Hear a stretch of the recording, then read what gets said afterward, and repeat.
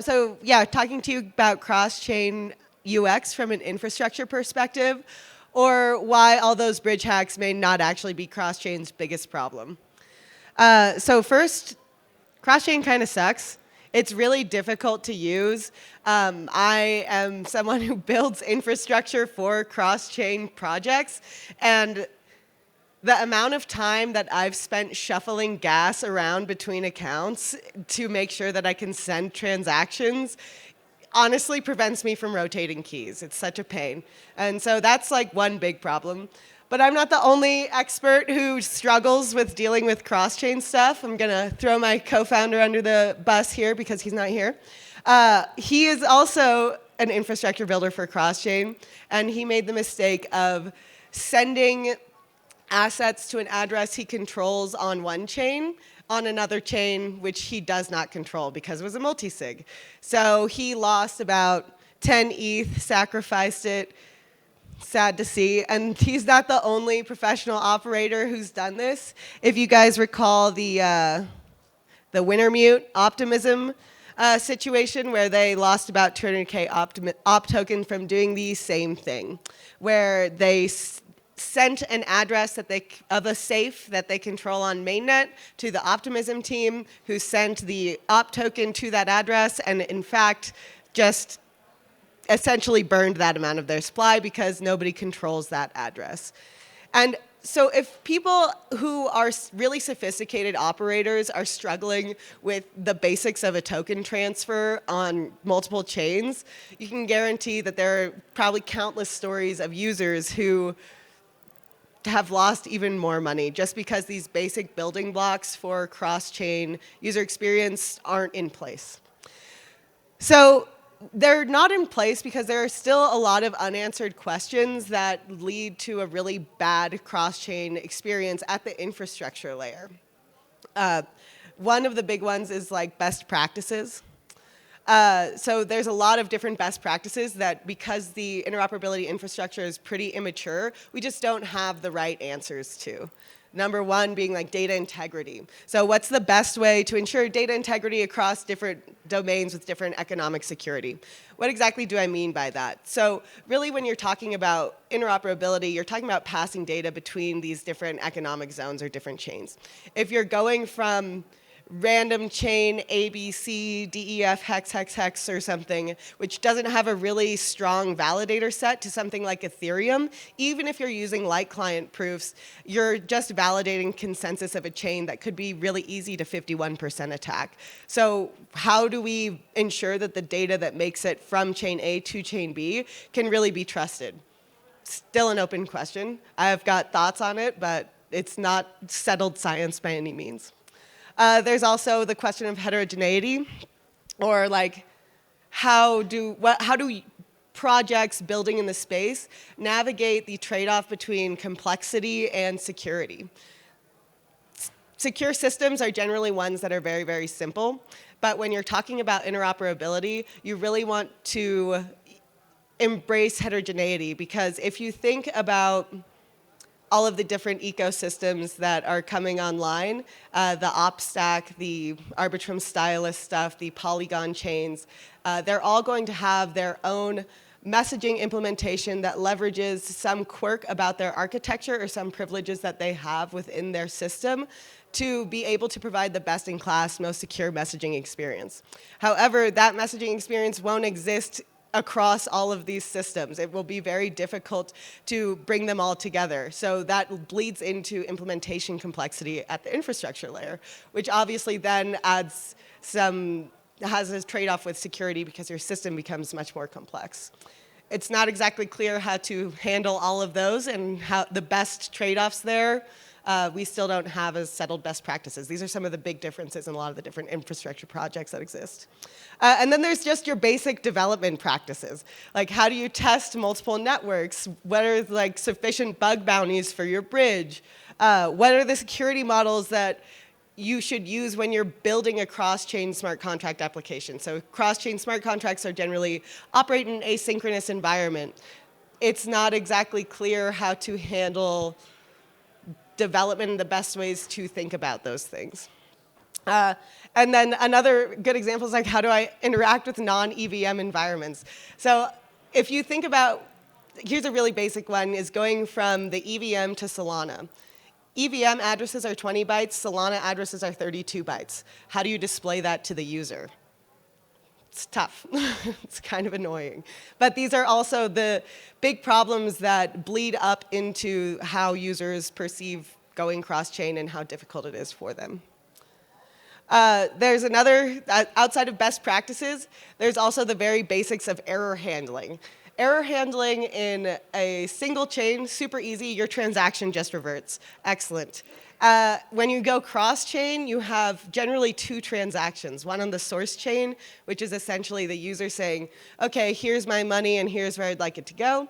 And then one on the target chain, which is either an LP or some other infrastructure provider that's saying, okay, I got your money on the source, here is the money you're owed. What happens if the second transaction fails, and how do you show that to the user? Right now, there's no standards around it, it's not clear, and generally all these projects, like if you're lucky, they have an explorer that will display this error. But that's not even the case for most projects. And if you're building a smart contract system on top of these like cross-chain infrastructure layers, how are you going to always link to the explorer? Like, how do you even think about that? It becomes a huge pain. Then there's also the questions of assets. It's also not 100% decided what the best way to approach assets. You have one approach where it's the classic lock and mint. You see this across all of the Polygon, Optimism, Arbitrum bridges, where you put the assets into the bridge and it will mint you a corresponding amount on the destination chain. That's great, except none of the assets are actually the same, even though they all point to the same asset on mainnet. So POS USDC is not the same on Polygon, is not the same as Optimism USDC, which is not the same as Arbitrum USDC, and that's all super, super annoying and probably irrelevant to the majority of users. There's also a different approach where you could go from mainnet directly to the issuer itself. So this is something that USDC is exploring, where they will issue you native USDC if you submit some proof, and then that USDC will be the same across all of the chains that is connected. But what do you do when there's now two different flavors of USDC and they may have fragmented liquidity? So how are you going to handle that case when you've got OUSDC on Optimism and you've got minted USDC from the issuer itself? Or a better question is like, what if I'm a user and I just go directly through the Polygon page to deposit Optimism? What do I get? And what if you use the contracts directly? It just becomes really confusing, kind of needlessly so, and it's based on technical details at the infrastructure layer that unfortunately do bleed up and cause problems. There's also the question of fees and how to handle cross-chain fees. So this is an example from the Connext upgrade bridge. It's really cool. But you see that we're going from a relatively inexpensive chain, Polygon, to Ethereum. When you're charging fees for a cross-chain transaction, there's pretty much only two assets you can guarantee that the user has: the asset that they're transferring and gas asset on the source chain. So when you're dealing with the source chain, target chain transactions, you'll have to charge for the target chain itself, otherwise the infrastructure layer is paying for that. That means that in this specific example, when you're going from cheap to expensive chain, we're requesting that you pay like 17 Matic. That's an absurd amount of Matic to have in your wallet for most users because you can do so much with it. So unless you're kind of a Matic whale, you probably don't have 20 Matic in your wallet to move between chains. And again, it's not necessarily clear the best way to handle that. Every single cross-chain provider will handle it differently. And this is just the assets to charge in fees, not even necessarily how you think about gas between different environments. So what is the ideal user experience in cross-chain? Ideally, you have complete network abstraction. So you don't need to know about these asset flavors of POS USDC, Optimism USDC, native USDC. That's really annoying. And ideally, you just see your wallet or whatever. I hesitate to even call it a wallet because it looked different at that stage. And you just see that you have this many USDC and these types of opportunities to spend it without knowing where those opportunities exist, how to get there. You'll just see the price of acting on that opportunity. Unfortunately, that requires making a lot of assumptions that can be really problematic on how that data is displayed. Okay, cool. So if we look at this, this is the current MetaMask bridge interface. If you guys haven't checked it out, you should. It's really cool. But you can see that it's already a lot of confusion. Like, ideally, I would never need to know that I have ETH on Arbitrum and then ETH on Optimism. Like, that's kind of confusing, and really, I just want to know how much ETH I have in general. But what's the problem with displaying it that way is this difference in price.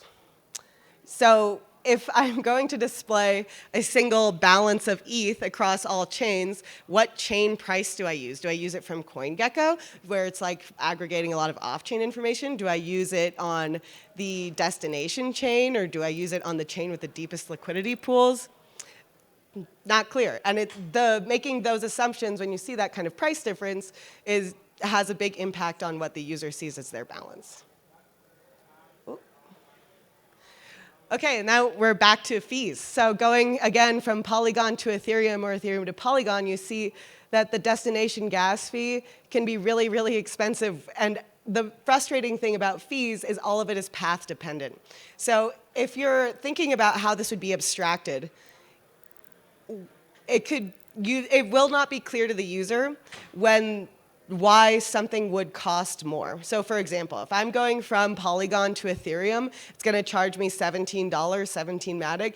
If I don't know that I'm on that chain, then why would that? It wouldn't necessarily make sense to me why this one opportunity on Ethereum is so much more expensive to access than another opportunity on Polygon.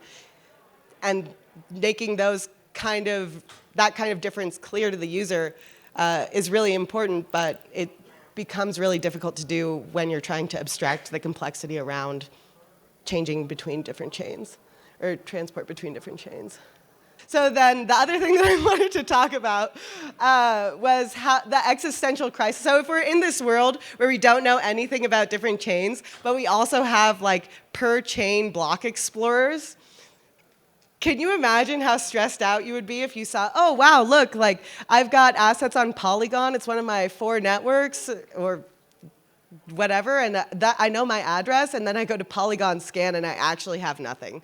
Like, it's easy to digest when you know a lot about it, but if you have ever experienced block explorer latency, it can be really, really stressful. And if you're a novice user, then this type of complexity is just going to cause a lot of stress and probably ultimately save some years off of your life. Okay, now that's the end. I'm open to questions.